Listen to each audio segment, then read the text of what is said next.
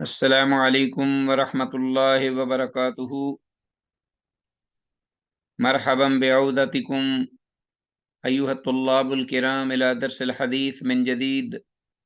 فحیاکم اللہ وزادکم اللہ شرفا وعزا۔ داعین اللہ جل شأنہ ان یبارک لنا فی هذه الدروس وان یسهل علینا هذه العلوم، فجزاکم اللہ احسن الجزاء فی العاجل والآجل۔ رب زدنی علما، رب اشرح لی صدری ویسر لی امری واحلل عقدۃ من لسانی یفقہوا قولی۔ عزیز طلباء، اللہ کی توفیق اور اس کے فضل و کرم سے مشکوٰۃ المصابیح کے سلسلہ دروس کا یہ ایپیسوڈ نمبر 47 47واں سبق ہے، اور اس سبق کے حوالے سے جو آج کے اس لیسن سبق میں ہمارے زیر مطالعہ احادیث ہیں وہ آپ کے سامنے ریٹن موجود ہیں 3940 سے 3952۔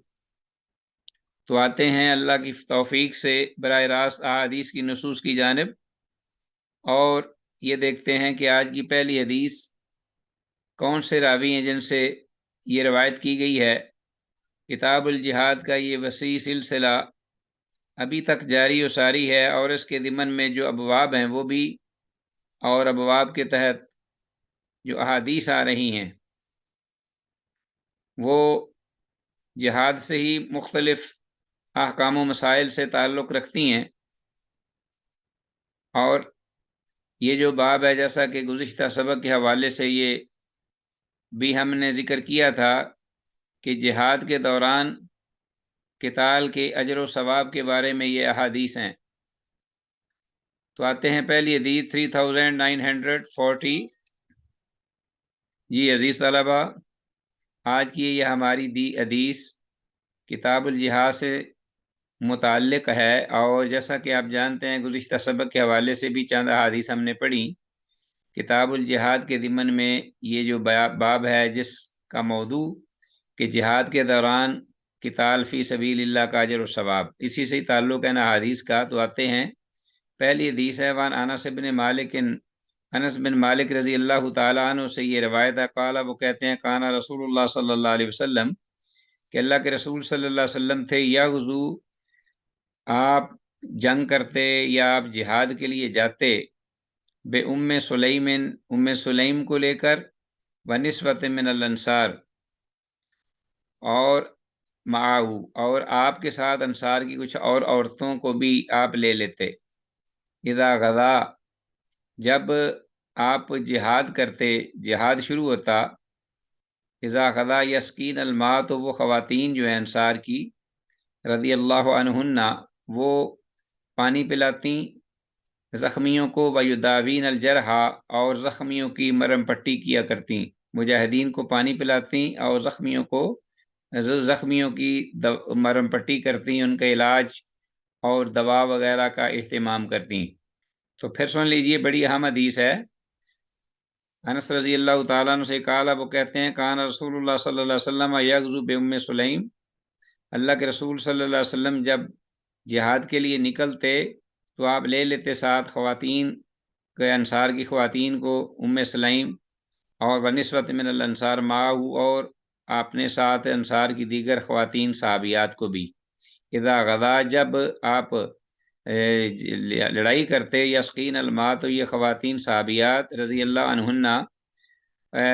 مجاہدین کو پانی پلاتی، ویداوین الجرحى، اور اسی طرح جو زخمی ہوتے ان کی مرہم پٹی وغیرہ کیا کرتی۔ رواہ مسلم، سے امام مسلم نے روایت کیا ہے۔ حدیث کے الفاظ ویداوین الجرحى کا ترجمہ ہے، اور وہ زخمیوں کی دوا کرتی، یعنی مرہم پٹی وغیرہ کیا کرتی تھیں۔ ہاں جی، آگے ہمارے پاس حدیث کلیئر ہے۔ دوسری حدیث ہے وہ بھی اسی مفہوم میں ہے، 3941، وان ام عطیہ رضی اللہ عنہا، ام عطیہ رضی اللہ عنہا سے یہ روایت مروی ہے، قالت، وہ کہتی ہیں، غزوت مع رسول اللہ صلی اللہ علیہ وسلم، میں نے اللہ کے رسول صلی اللہ علیہ وسلم کے ساتھ غزوہ کیا، یعنی جہاد کیا، غزوہ میں شریک ہوئی، 7 غزوات، یعنی 7 غزوات میں نے رسول اللہ صلی اللہ علیہ وسلم کے ساتھ 7 غزوات، یعنی 7 7 غزوات میں نے شرکت کی۔ سبحان اللہ۔ عطیہ رضی اللہ عنہ بڑی معروف جلیل القدر صحابیہ ہیں۔ اخلفوں فی رحالہم، تو کہتی ہیں کہ میں پیچھے رہتی فی رحالہم، ان کے خیموں وغیرہ میں، ان کے خیموں میں جو سامان وغیرہ تھا ان کا خیال رکھتی فاصنع لهم الطعام، اور ان کے لیے کھانا وغیرہ بھی تیار کرتی، واداوی الجرح، اور جو زخمی ہو جاتے مجاہدین وغیرہ ان کی دوا دارو بھی کیا کرتی، واقوام علی المرضى، اور اسی طرح جو بیمار ہو جاتے سفر کی کٹھن صعوبتوں مشکلات کی وجہ سے، تو ان بیماروں کی دیکھ بھال یا نگرانی بھی کرتی، خیال رکھتی۔ سبحان اللہ، کیا ہی مقام ہے۔ اور کون ہے؟ خاتون عطیہ رضی اللہ عنہا، یہ ہماری امت کی جو خواتین ہیں، بیٹیاں، بہنیں، مائیں، یہ سب ان کے لیے ایک بہت اعلیٰ عمدہ ماڈل ہے۔ سبحان اللہ، عطیہ رضی اللہ تعالی عنہا۔ اللہ اکبر۔ تو یہ حدیث جو ہے اس کے من جملہ فوائد میں سے ایک تو یہ ہے، یہ اور اس سے پہلی حدیث جو ہم نے پڑھی ہے ابھی، اس سے درج ذیل باتیں معلوم ہوتی ہیں کہ عورتوں کے لیے ایک تو یہ ہے کہ جہاد کے لیے نکلنا جائز ہے ضرورت کے تحت، اور دوسرا یہ کہ دوران جہاد یا ضرورت کے وقت ان سے پانی پلانے اور دوا دارو وغیرہ، مرہم پٹی وغیرہ کرنے کا کام لینا بھی درست ہے۔ اور اس کے علاوہ یہ بھی کہ وہ دوران جہاد یہ خواتین اپنے محرم کے علاوہ دیگر غیر محرم مجاہدین لوگوں کی مرہم پٹی بھی کر سکتی ہیں، بشرطے کہ بلا ضرورت جسم ایک دوسرے کے ساتھ نہ لگے۔ ہاں، ضرورت کے تحت اگر ایسا ہو جائے تو کوئی حرج نہیں، اور اسی پر ہی ہم قیاس کریں گے۔ بس اوقات ہاسپٹلز میں جب کوئی اور ڈاکٹر اویلیبل نہیں ہوتا، اور مریض اگر جو مرد ہے وہ اگر مرد ہو، مریض میل ہو اور فیمیل ڈاکٹر جو ہے وہ موجود ہو، تو اس کے لیے جان بچانا ضروری ہے، بلکہ جائز ہی نہیں بلکہ ضروری ہے کہ وہ اس کی جان بچانے کی کوشش کرے۔ اور اس کے برعکس بھی معاملہ ہے کہ اگر خاتون آ جائے اور ڈاکٹر جو ہے وہ لیڈی ڈاکٹر میسر نہ ہو، تو ایمرجنسی معاملات میں جو ڈاکٹر میل ہے وہ اس کا علاج کر سکتا ہے، اور جس حد تک ہو سکے وہ بچے اور تقوی اختیار کرے، لیکن ضرورت کے تحت یہ درست ہے اور جائز ہے۔ آگے ہمارے پاس 3942 حدیث، وعن عبداللہ بن عمر رضی اللہ عنہما، عبداللہ بن عمر رضی اللہ عنہما سے یہ روایت ہے، قالا، کہتے ہیں کہ نہا رسول اللہ صلی اللہ علیہ وسلم، کہ اللہ کے رسول صلی اللہ علیہ وسلم نے منع فرمایا، ان قتل النساء والصبیان، دوران جہاد یعنی لڑائی کے دوران عورتوں کے قتل سے، اور اسی طرح چھوٹے بچوں کے قتل سے آپ صلی اللہ علیہ وسلم نے منع فرمایا، خواہ وہ دشمنوں کے کیوں نہ ہوں۔ اور ائمہ کرام رحمہ اللہ کا اس بات پر اجماع ہے کہ عورتوں، بچوں اور بوڑھوں کا قتل ناجائز ہے، بشرطے کہ وہ لڑتے نہ ہوں۔ بعض اوقات چھوٹے بچے بھی جو ہیں نا، وہ بھی براہ راست آج کل کا جو لیٹسٹ ٹیکنالوجی ہے اس میں اسلحہ چھوٹے بچے بھی چلا سکتے ہیں، تو ایسی صورت میں جب کہ وہ لڑتے بھی نہ ہوں اور نہ اسلحہ کی سپلائی میں دشمنوں کی مدد دیتے ہوں، اور اسی طرح جو بوڑھے جنگی چالوں میں مشورہ نہ دیتے ہوں، ان کو بھی قتل کرنا ناجائز ہے۔ ہاں، اس کے برعکس اگر بالفعل بچے جو ہیں وہ شریک ہیں لڑائی میں، عورتیں جو ہیں وہ لڑائی میں شریک ہیں، اور جو بزرگ ہیں بوڑھے وہ اپنا اس میں ان کو خاص طور پر دے رہے ہیں اپنا مشورے وغیرہ بھی، اور مدد دے رہے ہیں تاکہ وہ اہل اسلام کے خلاف خوب لڑیں، تو اس پر ان کو قتل کرنا اور روکنا جو ہے ہر صورت میں جائز ہے، بلکہ ضروری ہے کہ ان کو روکا جائے تاکہ اہل اسلام کو نقصان نہ ہو۔ تو ہمارے زیر مطالعہ حدیث تھی 3942 عبداللہ بن عمر رضی اللہ عنہما سے، اور اس کی ہم نے وضاحت بھی کر دی، اور ائمہ کرام کا اس بارے میں جو موقف ہے وہ بھی بیان کر دیا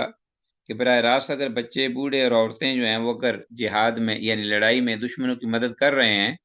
تو ان کو روکا جائے گا، ان کو مارا بھی جائے گا، اور اگر ایسی بات نہیں تو پھر آپ صلی اللہ علیہ وسلم نے ان کو، عورتوں کو، بچوں کو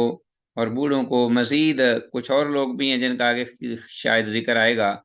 تو ان کو قتل کرنے سے منع کیا ہے۔ تو اسلام کی ایک طرح امتیاز ہے کہ وہ ایک رحمت کا مذہب ہے، امن کا مذہب ہے، دین ہے، اور اس کا جو پہلو رحمت کا ہے وہ غالب ہے اس کی سختی پر۔ اللہ اکبر۔ آگے ہمارے پاس حدیث 3943 وان صعب بن جثامہ رضی اللہ عنہ،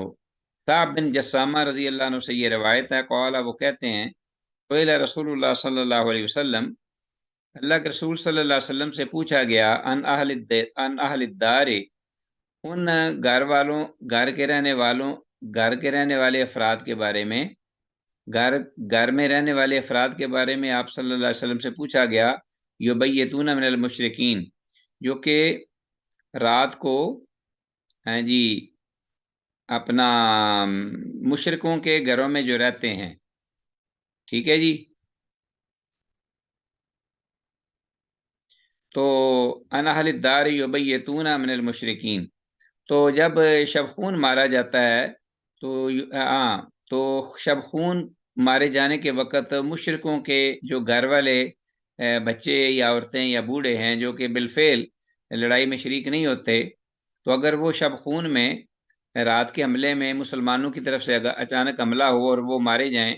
تو اس بارے میں پوچھا جائے، فَيُصَابُ مِن نِسَائِهِمْ وَذَرَارِيهِمْ، تو ان مشرکوں کی گھر میں رہنے والی عورتوں وذراريهم اور ان کے بچوں کے بارے میں پوچھا گیا جو کہ قتل کر دیے جاتے ہیں، فَيُصَابُ بلا ارادہ اور بلا قصد، یعنی ارادہ نہیں ہوتا لیکن وہ جب ظاہر ہے کہ جب شب خون مارا جاتا ہے تو اس میں وہ بھی سامنے آ جاتے ہیں، اور بلا ارادہ اور بلا قصد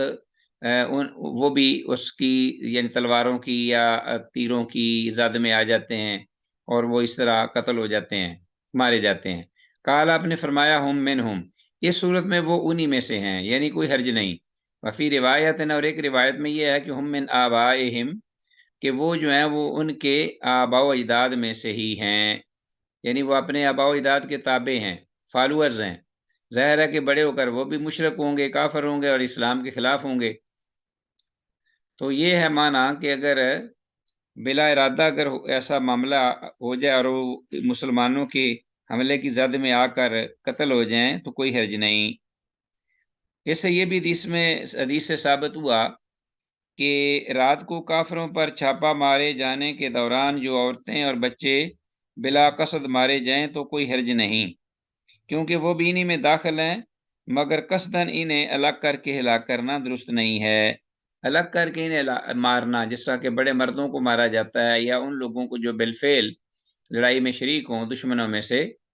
تو اس طرح بچوں کو اور عورتوں کو الگ کر کے مارنا یہ اس کی اجازت نہیں ہے، اس سے منع کیا گیا، روکا گیا ہے۔ اور اس حدیث سے یہ بھی ثابت ہوتا ہے کہ دشمنوں پر شب خون مارنا یہ جائز ہے، اچانک حملہ کرنا دھوکہ دے کر بغیر اطلاع کے، لیکن یہ اس وقت ہوگا جب ان کو اسلام کا پہلے پیغام پہنچا دیا گیا ہو اور ان پر حجت قائم کر دی گئی ہو۔ اگر ایسی بات نہ ہو تو سب سے پہلے یہ ضروری ہے کہ ان پر اسلام کی دعوت دینا واجب ہے اور ان کو مطلع کرنا بھی کہ ہم اس مقصد کے لیے آ رہے ہیں، اگر آپ اسلام قبول کر لیں گے تو تم امن میں ہو جاؤ گے اور ہر چیز تمہاری ہی رہے گی اور ہم تمہارے اور تم ہمارے بھائی بہن ہوں گے، لیکن اگر نہیں تو پھر جزیہ دو گے، جزیہ نہیں دو گے تو پھر یہ ہے کہ مقابلے کے لیے تیار ہو جاؤ گے، پھر ہم لڑائی کریں گے۔ تو یہ ساری چیزیں جو ہیں اسلام کے اندر ایک پروسیس ہے پورا۔ تو شب خون بھی اس وقت مارا جائے گا جب پہلے سے ان پر حجت پوری ہو چکی ہوگی ان کو اطلاع کرنے کی، یہ بات ذہن میں رکھیے گا۔ آگے آتے ہیں، اگلی حدیث ہمارے پاس 3944، یہ غزوہ بنو نذیر، یعنی کہ مدینہ میں قبیلہ تھا، ان قبیلے تھے بنو قینقاع، بنو قریظہ اور بنو نذیر۔ ان قبیلوں میں سب سے طاقتور بنو نذیر تھے، یہودی، اور انہوں نے رسول اللہ صلی اللہ علیہ وسلم کو کئی بار نعوذ باللہ قتل کرنے کی بھی کوشش کی، تو اللہ نے آپ کو بچا لیا، محفوظ رکھا، اور انہوں نے بڑے معاہدے بھی آپ سے توڑے اور دھوکے سے آپ صلی اللہ علیہ وسلم اور مسلمانوں کو نقصان پہنچانے کا بھی کئی دفعہ انہوں نے ارادہ کیا۔ تو اس پر ان کے خلاف جو ہے وہ غزوہ کیا گیا اور ان کو پھر ملک سے یعنی مدینہ بدر کر دیا گیا اور ان کا مال وغیرہ اسباب لوٹ لیے گئے۔ اس کا تذکرہ ہے وانی بن عمر، عبداللہ بن عمر رضی اللہ عنہما سے یہ روایت مروی ہے ان رسول اللہ صلی اللہ علیہ وسلم قطع نخل بنی النضیر وحرقا کہ اللہ کے رسول صلی اللہ علیہ وسلم نے بنو نذیر یہودی قبیلے کے نخلستانوں کو کاٹ دیا، وحرقا اور اسی طرح ان کے جو اپنا باغات وغیرہ تھے وہ جلا دیے۔ ولہا یقول حسان، اور اسی کے متعلق یہ جو واقعہ ہوا غزوہ، حسان بن ثابت رضی اللہ تعالیٰ عنہ نے یہ شعر کہا تھا، وہانا علی صراط بنی لوین، وہانا اور آسان ہوا، علی صراط بنی لوین بنو لوئی کے سرداروں پر، وہانا علی صراط بنی لوین اور آسان ہوا بنی لوئی کے سرداروں پر، حریکم بالبویرہ بویرہ مقام پر جلانا، باغات کو جلانا یا کھجوروں کے درختوں کو جلانا، مستطیر جو پھیلے ہوئے تھے، جو خاصا لمبا سلسلہ تھا ان باغات کا۔ تو یہ بڑے امیر لوگ تھے بنو نذیر، انہوں نے قبضہ کیا ہوا تھا مدینہ کے آؤٹسکرٹ ارد گرد کی جو نشیبی جگہ تھی یا زرخیز قدرے جن میں باغات اور فصلیں تھیں، تو اس پر انہوں نے قبضہ جمایا ہوا تھا۔ تو یہ قابض لوگ تھے اور دشمن تھے اہل اسلام کے، اللہ کے رسول کے۔ وفی ذلک نازلت، اور اسی بارے میں یہ آیت مبارکہ نازل ہوئی قرآن مجید میں، ما قطعتم من لینۃ، جو بھی تم نے کاٹا یا کاٹے، من لینۃ کھجوروں کے درخت، ما قطعتم من لینۃ، لینا ایک کھجور کا خاص درخت ہے، او ترکتموہا قائمۃ، یا جو تم نے ان کو چھوڑے رکھا، کھڑے ہوئے اپنے تنوں پر، علی اصولہا، یا جن کو تم نے کھڑے رکھا اپنے تنوں پر۔ کچھ باغات چھوڑ دیے آپ صلی اللہ علیہ وسلم نے، کچھ کا حکم دیا کہ ان کو کاٹ دیا جائے، اکھاڑ دیا جائے۔ تو فبإذن اللہ، تو یہ سب کچھ جو کچھ بھی ہوا یہ اللہ کے حکم سے ہوا۔ متفق علیہ، متفق علیہ، یہ حدیث ہے، بالکل صحیح حدیث ہے، 3944 حدیث میں قرآنی لفظ لینتن، اس کو انڈر لائن کیجئے، اس کا معنی ہے کھجور کا خاص ایک درخت ہے، اور کفار کے درخت کا کاٹنا، اس حدیث سے یہ فائدہ اخذ ہوا کہ کافروں کے درختوں کو کاٹنا، باغات کو اجاڑنا یا جلانا جنگ کی صورت میں جائز ہیں۔ اگر جنگ یا مقابلہ ہو رہا ہو تو اس وقت ان کو کرنے کے لیے، رسد کاٹنے کے لیے اور ان کو ہزیمت سے دوچار کرنے کے لیے یہ درست ہے۔ عام حالات میں، امن کی حالت میں ایسا کرنا جائز نہیں ہے۔ اسی طرح ان کے کھیت یا باغات تلف کرنا بھی جائز ہوئے دوران جنگ۔ بنو نذیر کے لوگ یہودی تھے، انہوں نے نبی مکرم صلی اللہ علیہ وسلم کو کئی بار دغا دیا اور کیے ہوئے عہد کو توڑ ڈالا، اور یہ اس وقت کافروں کے ساتھ مل گئے، خاص طور پر جب وہ آپ صلی اللہ علیہ وسلم پر چڑھ آئے، اور اسی پر انہیں جلا وطن کر دیا گیا، اور ساری جائیداد جو ہے اللہ نے مسلمانوں کے قبضہ میں دے دی۔ ٹھیک ہو گیا جی؟ تو یہ ایک واقعہ مدینہ میں ہوا تھا جس کا حدیث میں ذکر ہوا ہے، اور یہ حدیث جو ہے بالکل صحیح ہے، متفق علیہ ہے۔ آگے آتے ہیں اگلی حدیث کی جانب، 3945 عن عبداللہ بن عون، عبداللہ بن عون رضی اللہ تعالیٰ عنہ سے یہ روایت مروی ہے، ان نافعا کتب الیہ، کہ نافع، حضرت نافع جو تھے نا، حضرت عبداللہ بن عمر رضی اللہ عنہما کے غلام یا شاگرد بھی تھے، خادم بھی تھے، اور پھر انہوں نے ان کو آزاد بھی کر دیا تھا بعد میں، اور امام مالک رحمہ اللہ کے یہ استاد بھی تھے بڑے جلیل القدر۔ ان نافع کتب الیہ، کہ عبداللہ بن عون رضی اللہ عنہ کہتے ہیں کہ نافع جو ہے انہوں نے ان کی طرف لکھا، یعنی عبداللہ بن عون کی جانب جو راوی ہیں، یخبرہ، وہ خبر دے رہے تھے ان کو، کہ ان ابن عمر، کہ عبداللہ بن عمر رضی اللہ عنہما نے، یعنی میرے استاد نے، اخبرہ، مجھے خبر دی ہے کہ ان النبی صلی اللہ علیہ وسلم اغار علی بنی المصطلق، کہ اللہ کے نبی صلی اللہ علیہ وسلم نے شب خون مارا تھا بنو المصطلق قبیلہ پر، غارین فی نعامہم، اس وقت کے وہ بنو مستلق قبیلہ کے لوگ غارین فی نعامہم، جبکہ وہ غافل تھے اپنے چوپاؤں میں، اپنے مویشیوں کی ذمہ داریوں میں، دیکھ بھال میں وہ لگے ہوئے تھے اور غافل تھے۔ بالمریسی، مریسی جگہ پر، مریسی علاقہ، غزوہ مریسی بھی کہتے ہیں اس کو، غزوہ مریسی۔ فقاتل المقاتل عطا، تو اس وقت اللہ کے نبی صلی اللہ علیہ وسلم نے لڑنے والے جو جنگجو تھے، واریئرز، فقاتل القاتل، ان سب کو قتل کر دیا آپ نے۔ وسبا الذریۃ، اور جو ان کی اولادیں تھیں ان کو قید کر لیا، ان کو قیدی بنا لیا۔ متفق علیہ، یہ متفق علیہ حدیث ہے۔ 3945 یہ حدیث، اس میں حدیث کی عبارت فقاتل المقاتلۃ وسبا الذریۃ کا ترجمہ ہے، تو آپ صلی اللہ علیہ وسلم نے جنگجوؤں کو قتل کیا اور بچوں کو قیدی بنایا۔ تو جن کافروں کو، جیسا کہ میں نے پہلے بات کہی ہے، ایک دفعہ پھر ریپیٹ کرتا ہوں، جن کافروں کو اسلام کی دعوت پہنچ چکی ہو ان پر اچانک حملہ کرنا درست ہے، اور جن کو دعوت نہ پہنچی ہو ابھی تک انہیں اطلاع دینا واجب ہے تاکہ ان پر حجت پوری ہو سکے۔ اسی طرح اس حدیث سے یہ بھی ثابت ہوا کہ دوران جنگ عربوں کو غلام اور لونڈی بنانا بھی درست ہے۔ یہ کئی ذہن میں یہ ہو کہ یہ صرف اجمیوں کے لیے ہے، نہیں، عرب اگر مشرک ہیں، کافر ہیں اور اسلام کے خلاف ہیں اور مسلمانوں نے ان پہ حملہ کیا، تو جو بھی مال غنیمت ہاتھ آئے گا اس میں جو عرب ہیں کافر مشرک، ان کی عورتیں، بچے، مرد، ان کو غلام بنانا جائز ہے، لونڈی بنانا جائز ہے۔ اس لیے کہ دلیل کیا ہے، کیونکہ بنو المستلق جو ہیں جن کا حدیث میں ذکر ہے، یہ 5 ہجری میں تقریباً غالباً یہ غزوہ ہوا تھا۔ یہ غزوہ بنو المستلق جو ہیں بنو خزاع کی اولاد میں سے ہیں، اور بنو خزاع جو تھے وہ خالص عرب تھے۔ ٹھیک ہے جی، آتے ہیں اب اس کے بعد ہمارے پاس حدیث نیکسٹ ہے 3946۔ 3946 وعن ابی اسعید، ابو اسعید رضی اللہ تعالیٰ عنہ سے یہ روایت ہے، ان النبی صلی اللہ علیہ وسلم، کہ اللہ کے نبی صلی اللہ علیہ وسلم نے قال لنا یوم بدر، ہمیں یہ ارشاد فرمایا بدر کے دن، جبکہ غزوہ بدر کا دن تھا، حین صففنا لقریش، جس وقت کہ ہم نے قریش مکہ،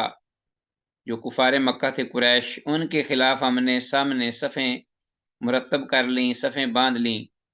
صف آرا ہو گئے۔ وصفوا لنا، اور وہ قریش مکہ جو تھے ہمارے خلاف حملہ کے لیے آئے تھے، وہ ہمارے خلاف ہمارے سامنے صف آرا ہو گئے، صفوا لنا۔ تو آپ صلی اللہ علیہ وسلم نے اس وقت یہ بات فرمائی، اذا اکثبوکم فعلیکم بالنبل،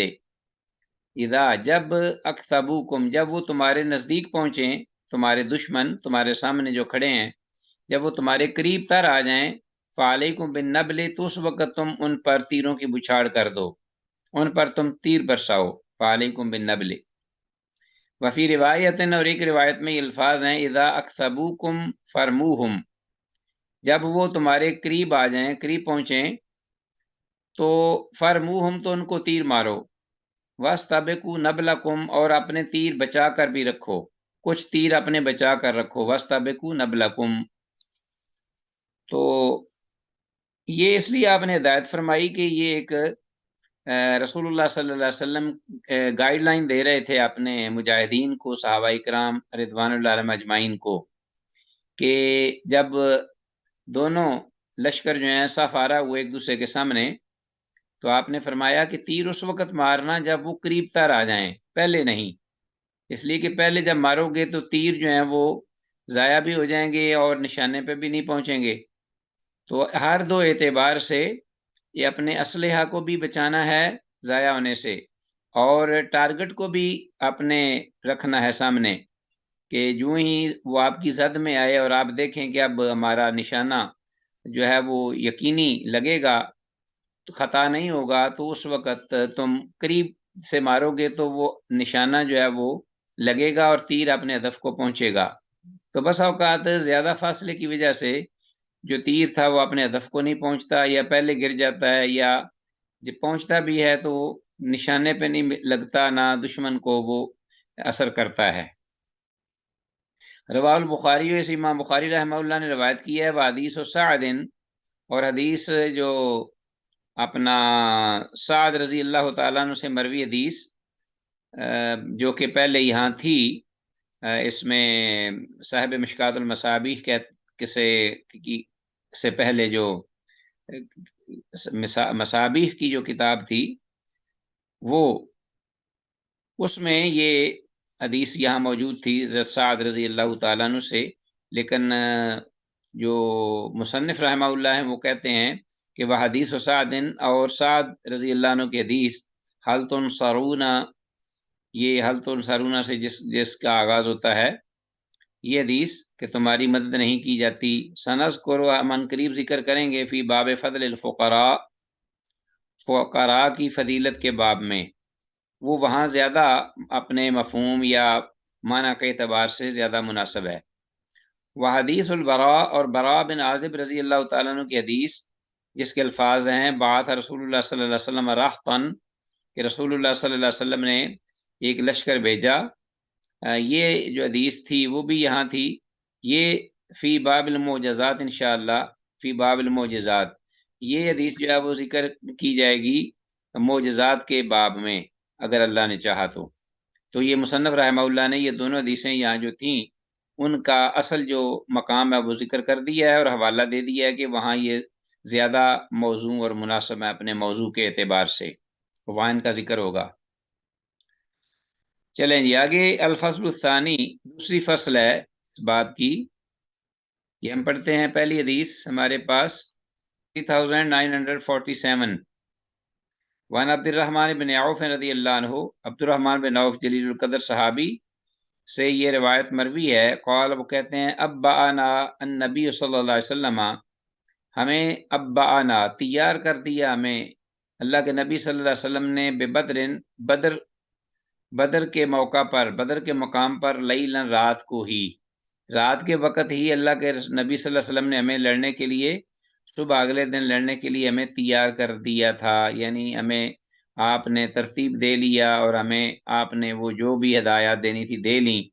اور ہم بالکل تیار ہو گئے، ریڈی ہو گئے لڑائی کے لیے۔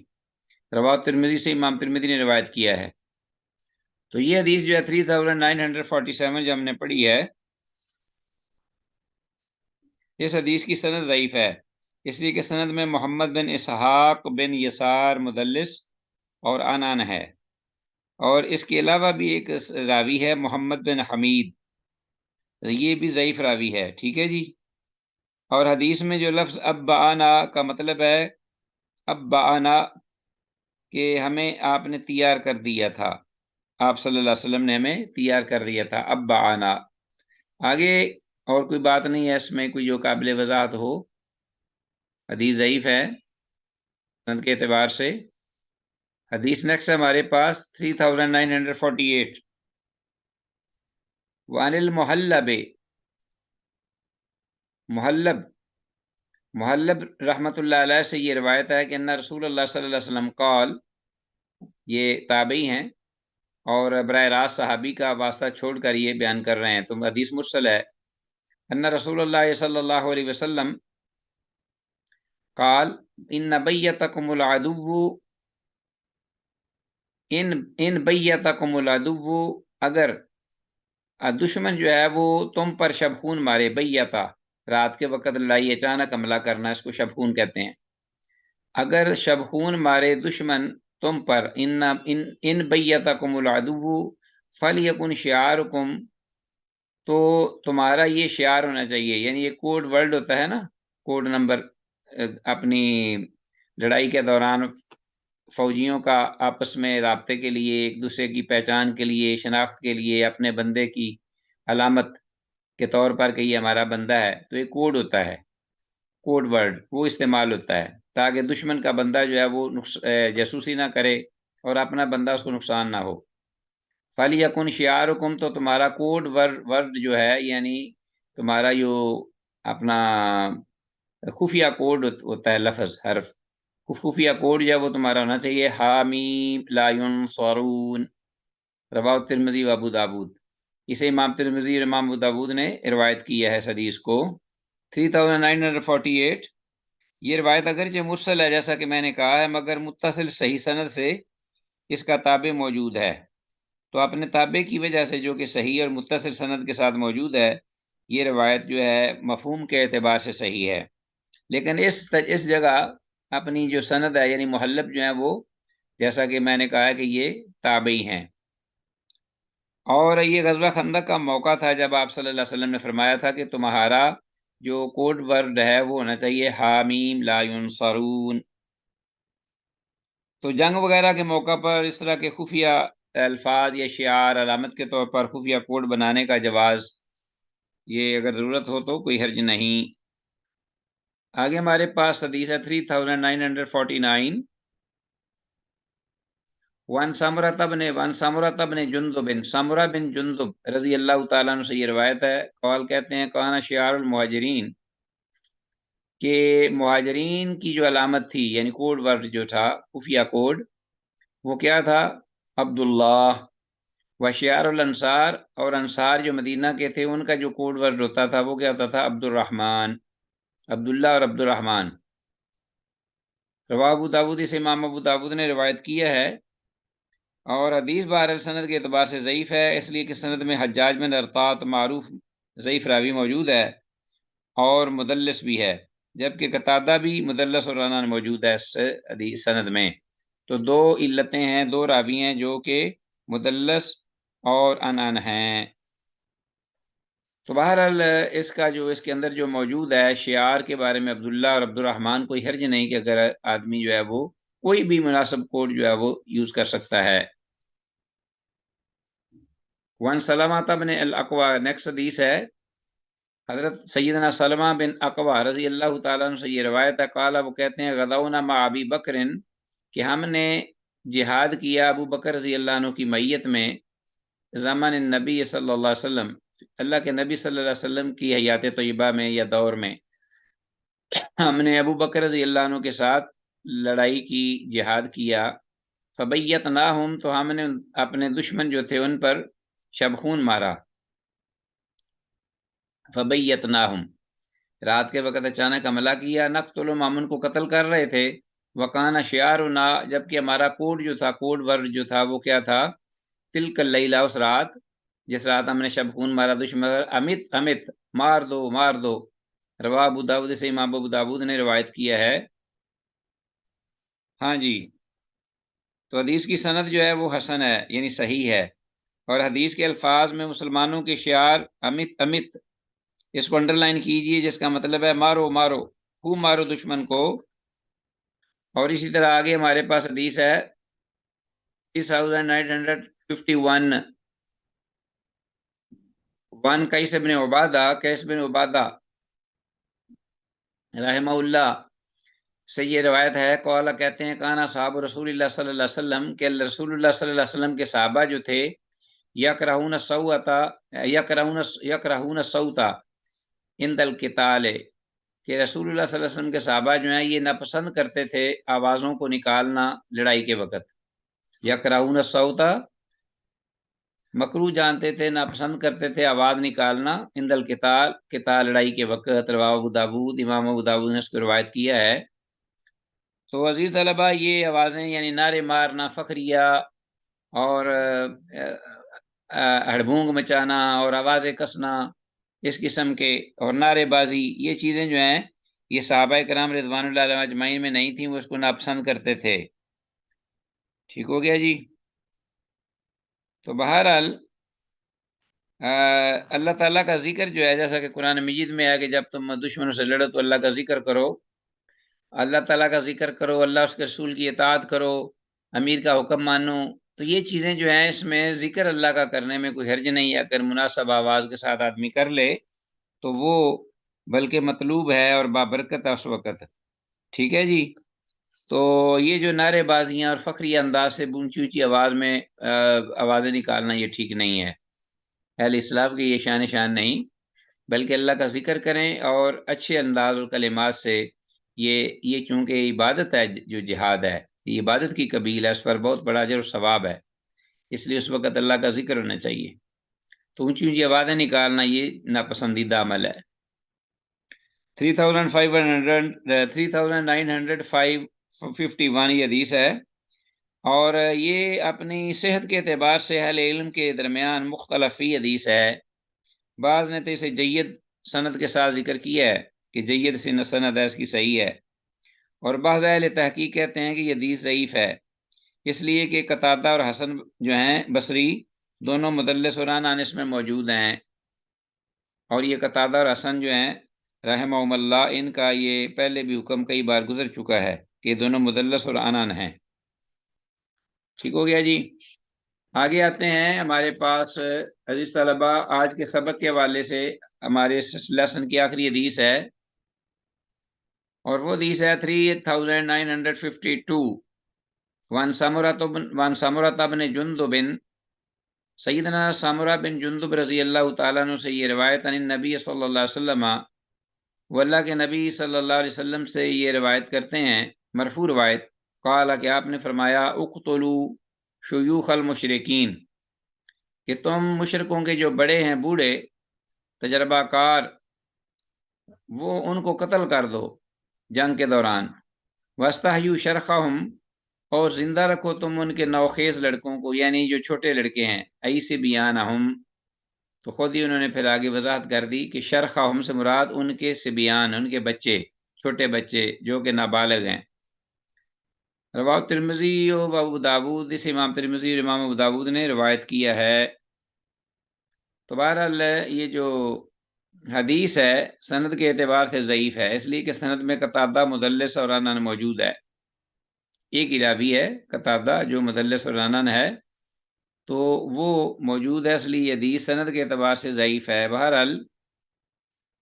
جو اس کا موضوع ہے، مضمون ہے حدیث کا، اس میں کوئی حرج نہیں، پہلے بھی حدیثیں گزری ہیں اس سلسلے میں، اس مفہوم میں، اور یہ وضاحت ہو چکی تھی کہ جو مشرک بوڑھے، وہ بوڑھے جو کہ تجربہ کار ہیں اور جو مشورے دیتے ہیں اور چالیں بتاتے ہیں، سمجھاتے ہیں، تو ان کو قتل کر دو، وہ بڑے خطرناک ہیں، ان کو چھوڑو نہیں، تو وہ تو ایک قسم کا ایک اسلحہ ہے بہت بڑا خطرناک، تو ان کو مارنا یہ حکم ہے کہ اقتلو، ٹھیک ہے، مار دو، واستحیوا شرخہم، باقی بچے جو ہیں، بچے جو کہ نابالغ ہیں اور بالفعل جنگ میں شریک نہیں ہو سکتے، ان کو زندہ رکھو، ان کو چھوڑ دو۔ ہاں، اگر پیچھے گزر چکا، ہم نے بات کی تھی کہ اگر بچے بھی فائدہ دے رہے ہیں اور وہ بچے اسلحہ کی سپلائی میں مبد و معاون ہیں اور اسلحہ لالہ کے ڈھیر لگا رہے ہیں، تو ان کا بھی رسد کاٹنے کے لیے ان کا بھی خاتمہ ضروری ہے یا ان کا ہٹانا ضروری ہے، تاکہ جو دشمن ہے اس کو فائدہ نہ ہو۔ تو یہ بہرحال جو موقع ہوگا، صورتحال ہوگی، اس پر ہی یہ سارے معاملے جو ہیں اس کا جو ہے وہ کیا جائے گا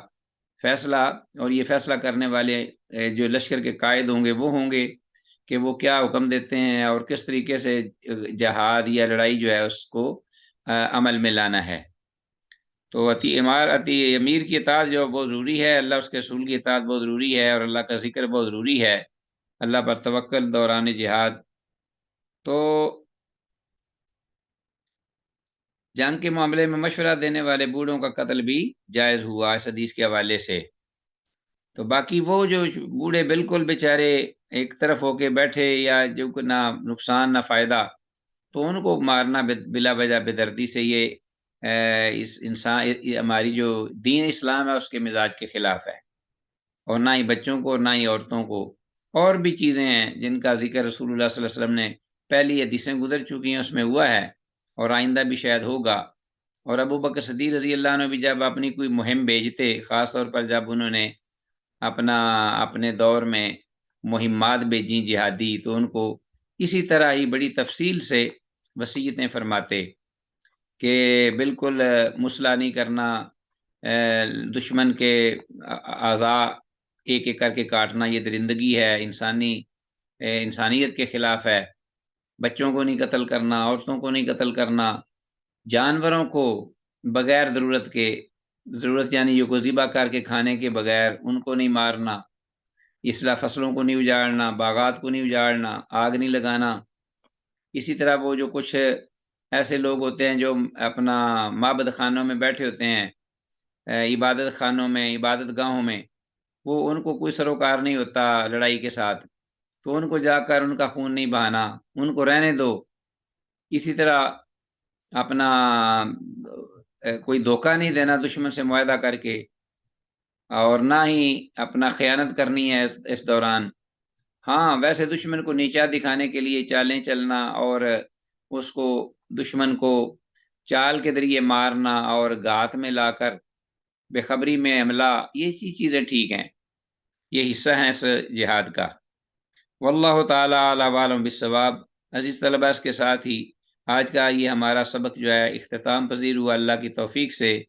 اللہ کی بارگاہ میں اس دعا کے ساتھ کہ جو کچھ کہا سنا اللہ اس پہ عمل کی توفیق دے۔ ھذا ما عندی واللہ اعلی عالم بالصواب، وإلی اللقاء، والسلام علیکم ورحمۃ اللہ وبرکاتہ۔